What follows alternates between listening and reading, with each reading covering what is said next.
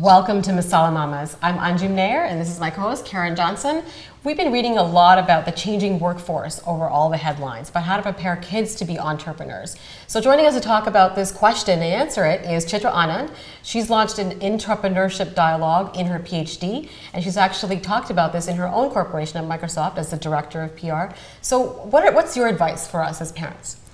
Well, I think it's important for us to realize that the workforce is shifting. I mean, even if you look at some of the things that are coming out of Harvard, Harvard is saying that they're not producing the next CEO. They're producing people who are creating their own opportunities. That's happening across, the highest educational institutions.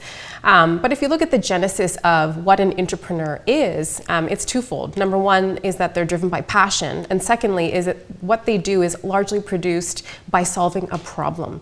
So when I look at my kids and how I'm raising them, my husband's an entrepreneur. We try and encourage them to solve their own problems. So equipping them with the skills and the tools to do that. I mean, I've got a 1-year-old and a 3-year-old, but it's really around, I'm facing this challenge. How do I solve the problem? Giving them a sense of responsibility, giving them a sense of ownership, really educating them around the world as well. So, we travel often.